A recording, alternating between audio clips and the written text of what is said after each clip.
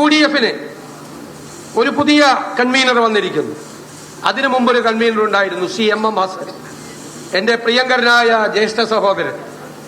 ഞാൻ സത്യത്തിൽ അദ്ദേഹം KSU പ്രസിഡന്റ് ആയിരുന്നപ്പോൾ ഞാൻ 2ാം ക്ലാസ്സിലോ 3ാം ക്ലാസ്സിലോ പഠിക്കുകയാണ്. അദ്ദേഹം ആദ്യമായി MLA ആകുമ്പോൾ ഞാൻ 10ാം ക്ലാസ്സിലാണ് പഠിക്കുന്നത്. അദ്ദേഹം KPCC പ്രസിഡന്റ് ആയപ്പോൾ എനിക്ക് അദ്ദേഹത്തിന്റെ കൂടെ വൈസ് പ്രസിഡന്റായി 1.5 വർഷം ഞാൻ അദ്ദേഹത്തിന്റെ കൂടെ ഇരുന്നു. ഇപ്പോൾ ഞാൻ UDF ചെയർമാനായിരുന്നപ്പോൾ എന്റെ കൂടെ കൺവീനറായി അദ്ദേഹം 4 വർഷം ഇരുന്നു. എന്തൊരു സ്നേഹബന്ധവും എന്തൊരു ഊർജ്ജസ്വലതയുമായിരുന്നു അദ്ദേഹത്തിന്റെ പ്രവർത്തനത്തിനെന്ന് എനിക്ക് പറയാതിരിക്കാൻ വയ്യ.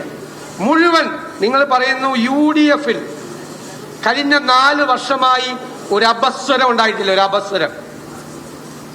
അപസ്വരം ഉണ്ടായിട്ടില്ല. ഏറ്റവും കൂടുതൽ UDF യോഗങ്ങൾ ചേർന്ന 4 വർഷക്കാലമാണ്. എല്ലാ മാസവും എന്നതുപോലെ UDF യോഗം ചേർന്ന് ചെറിയ കക്ഷികളോ വലിയ കക്ഷികളോ ഒന്നുമില്ലാതെ എല്ലാവരെയും ചേർത്ത് പിടിച്ചാണ് MM ഹസൻ മുന്നോട്ട് പോയത്. അദ്ദേഹത്തിനോട് വാക്കുകളിൽ പറഞ്ഞു തീർക്കാൻ കഴിയുന്ന നന്ദിയല്ല ഞങ്ങൾക്ക് എല്ലാവർക്കും ഉള്ളത്. മുഴുവൻ UDF ഘടകകക്ഷികൾക്കും വേണ്ടി അദ്ദേഹത്തോട് സ്നേഹപൂർവ്വം നന്ദി പറയാൻ ഞാൻ ഈ അവസരം ഉപയോഗിക്കുന്നു. KC വേണുഗോപാൽ ഇവിടെ അടൂർ പ്രകാശിനെ കുറിച്ച് ഇവിടെ പറഞ്ഞു. ചെല്ലുന്നതെല്ലാം തൊട്ടതെല്ലാം പൊന്നാക്കി മാറ്റിയ ഒരാളാണ് UDF കൺവീനറായി പുതിയതായി വരുന്നത്. അപ്പൊ സമഗ്രമായ നേതൃത്വമാണ് UDFലും കോൺഗ്രസിനും ഉണ്ടായിരിക്കുന്നത്.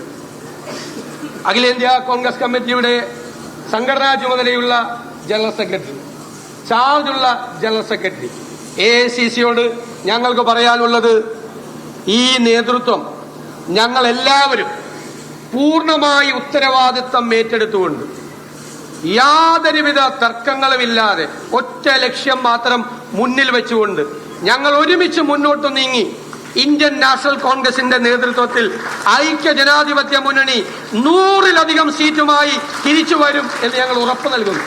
അഖിലേന്ത്യാ കോൺഗ്രസ് നേതൃത്വത്തിന് ഞങ്ങൾ ഉറപ്പ് നൽകുന്നു. ഇത് വാക്കാണ്.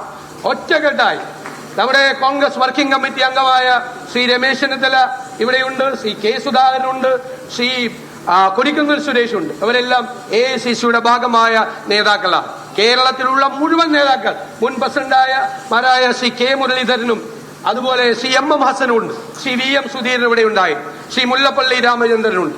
എല്ലാവരും മുതിർന്ന നേതാക്കളുടെ അനുഗ്രഹത്തോടുകൂടി കോൺഗ്രസിനകത്ത്, ഞാൻ അഭിമാനത്തോടെ പറയട്ടെ, ഒരു പ്രസ്ഥാനത്തിനും ഇല്ലാത്ത സുശക്തമായൊരു 2ാം നിര, ഒരു പാർട്ടിക്കും അവകാശപ്പെടാനില്ലാത്ത ഒരു 2ാം നിര, ഒരു യുവ നേതൃത്വം കൂടി കേരളത്തിലെ കോൺഗ്രസിനുണ്ട്.